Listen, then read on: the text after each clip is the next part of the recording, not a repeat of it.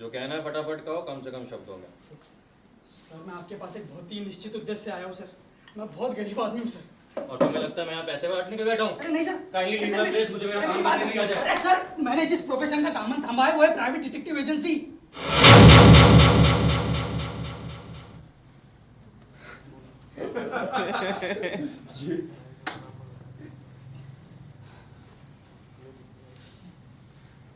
Sir मैं लोगों से पैसे लेकर उनके लिए खुफिया जानकारी हासिल करता हूँ। खुफिया जैसे? अरे वही तो बता रहा हूँ सर, आप सुनिए तो मेरी बात। बहुत ही अजीबोगरीब तरीके से इंटरेस्टिंग होते जा रहे हो। आजकल किसके लिए काम करते हो? पुलिस? अरे नहीं आदरणीय ब्रह्मात्मा ब्रह्मात्मा साहब। जी सर। सर दरअसल मैं प्राइवेट डिटेक्टिव हूँ। जब मैं अकाउंटेंट था तब भी मैंने कई खुलासे किए थे, यहाँ तक कि मैंने लॉ मिनिस्टर को भी जेल भिजवाने में कामयाबी हासिल की थी। जब मैंने अपनी जेब को टटोला तो एक फूटी कौड़ी भी नहीं थी, और मेरे बीवी के मर जाने के बाद मैं पूरा पागल सा हो चुका था सर। फिर मेरे हाथ में आपकी किताब सर, उसे पढ़ने के बाद मैंने फुल टाइम अपने आप को इस हॉबी के हवाले कर दिया। मेरी किताब है? आपकी किताब है सर, आपकी कमाल किताब है, आपकी अनोखी किताब है, खूबसूरत किताब है, जिसने मेरी कल्पना शक्ति को झंझोड़ कर रख दिया। मैं उन्हें पढ़ता गया और गदगद होता गया आपके जुर्म को बयां करने के इस खूबसूरत से अंदाज से। और आज मैं डिटेक्टिव बना सर, और मैं खड़ा हूं अपने आदर्श के सामने प्रभु। तो मैं क्या कह रहा था आदरणीय ब्रह्मात्मा साहब। सर दरअसल मैं आपकी किताब पढ़ता हूँ क्योंकि वो मेरी एक खास थ्योरी पर आधारित है। आपकी नॉवेल्स की, फिक्शन की दुनिया में जो भी घटना घटती है उसे असल जिंदगी में भी घटित होना चाहिए सर। तुम्हारा कहने का मतलब है कि मेरी नॉवेल्स और हकीकत में कोई संबंध है? बिल्कुल सर।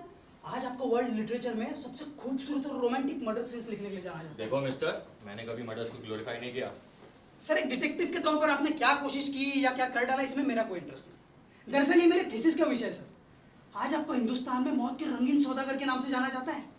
वो केवल मेरी पॉपुलैरिटी की निशानी है। और आपकी काबिलियत की भी, जहां पर आप ऐसे मास्टर मर्डर्स को पेश करते हैं जिनकी शक्ल पहचानते हुए भी उन्हें पकड़ना नामुमकिन है सर। मतलब उनकी शक्ल तो दिखती है पर फिर भी नहीं दिखती। तुम मेरी नॉवल जैसे पढ़ते हो जैसे कोई पुलिस रिपोर्ट हो। नहीं सर, जैसे कि कोई होमिसाइड रिपोर्ट्स। सर दरअसल आपकी कहानी के हीरोज ना ही किसी मोटिव के साथ मर्डर करते हैं और ना ही किसी उन्माद में। वो मर्डर करते हैं अपने मानसिक संतुलन को बनाए रखने के लिए, अपनी सुख के लिए, अपनी शांति के लिए। तो ऐसे में जो भी मर्डर्स आप दिखाते हैं सर, वो ऐसा लगता है कि जैसे कोई नेचुरल एक्सीडेंट्स या फिर सुसाइड हो। ठीक है, ये कहा जा सकता है। अपनी कहानी आगे बढ़ाते चलो। जी सर। तो मेरे लिए किसी सॉल्यूशन पर पहुंचना इतना आसान नहीं था। मुझे बहुत ही डिटेल्ड एनालिसिस की जरूरत महसूस हुई और मेरे हाथ लगी आपकी किताब sir, he was not a juvenile. मेरी पहली नॉवल जो 11 साल पहले छपी थी सर। एक फिल्म भी बनी थी। जी। तो दिल्ली में एक बस में गैंगरेप होता है, लड़की मर जाती है, 6 लोग पकड़े जाते हैं, उसमें से 5 को फांसी होती है लेकिन 6ठा बच जाता है क्योंकि कानून उसे जुवेनाइल मानता है। यानी 18 साल से 6-4 महीना छोटा, यानी अपरिपक्व। उसे दिल्ली के एक चाइल्ड होम में भर्ती किया जाता है जहाँ वो एक जर्मन डिप्लोमेट की बीवी से मिलकर वो उसे सेड्यूस करता है। वो उसे परेशान कर देता है। वो लड़की रो रही है, हंस रही है, पता नहीं क्या क्या कर रही है, और उसकी जुबान से हिप्नोटाइज होकर वो अपने आप को एक सेक्सुअल एक्सटेसी में मार डालती है। पर वो अपने आप को नहीं मारता सर। सर आप भले ही इसे एक एब्सर्ड प्लॉट कह लें, पर इस सीन्स को पढ़ते हुए किसकी बयानी में ये हिचकॉक को भी पीछे छोड़ देता है। आगे तुम्हें क्या मालूम पड़ा? यही सर कि वो जर्मन डिप्लोमेट की बजाय एक स्वीडिश डिप्लोमेट की बीवी थी जिसने सुसाइड कमिट किया था 2014 में। वो एक बहुत ही घटिया से होटल में मरी पाई गई थी सर, और उसकी मौत का रीजन किसी को पता नहीं चला, जिसका मुझे पहले से ही एहसास था। और वो आदमी जो उसे उस होटल में लेके गया था? नहीं मालूम पड़ा सर। ठीक का। ऑथोरिटीज को हल्का सा भी क्लू नहीं है सर। आगे तुम्हारी खोज जारी रही? जी सर, ये देखिए सर। अरे थोड़ी देर सर वो छोड़ दो। ये इसमें सर उन सारे लोगों के नाम हैं जो आपकी नॉवेल से मैच करते हैं। जहाँ तक मैं देख पा रहा हूँ उस लिस्ट में 22 नाम है। हाँ सर, उतने ही आप जितने आपके कलम से निकले सर। ये सारे मर चुके हैं? हाँ सर, कुछ ने सुसाइड किया और कोई अजीबोगरीब हादसे का शिकार हो गए।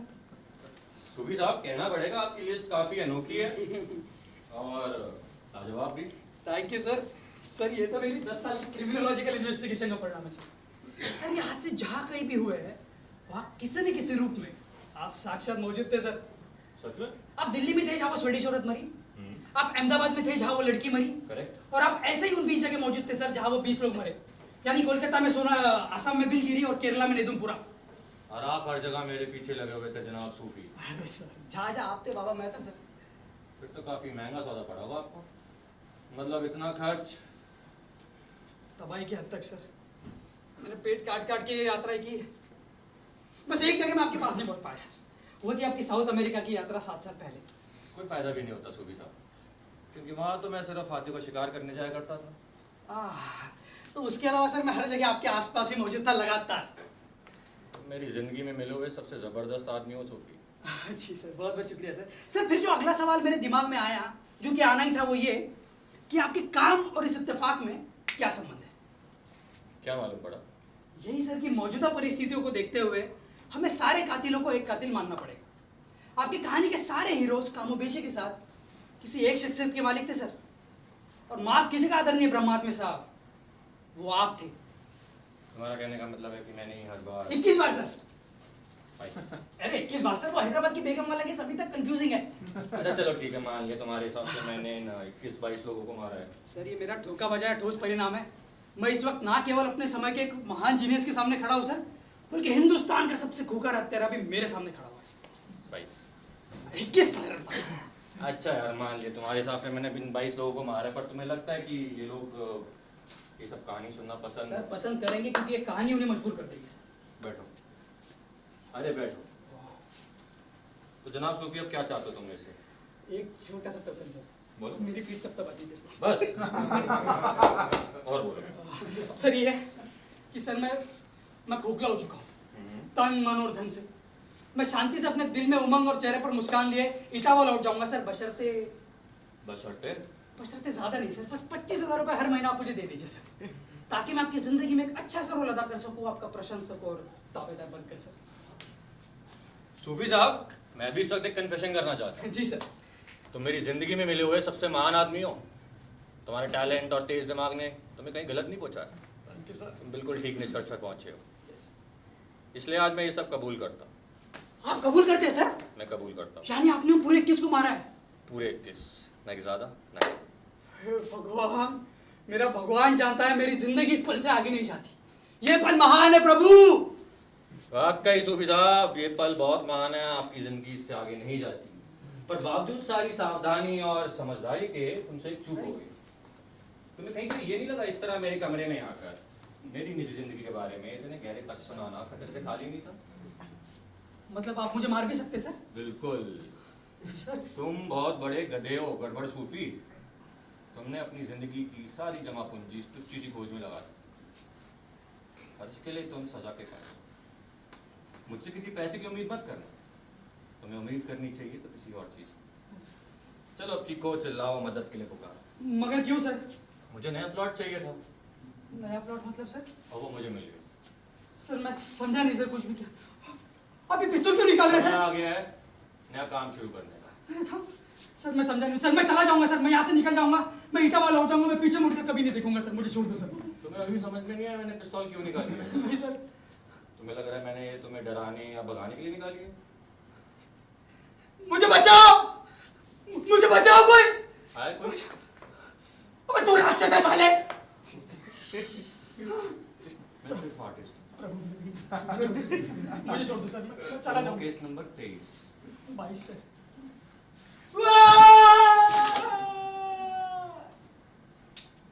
23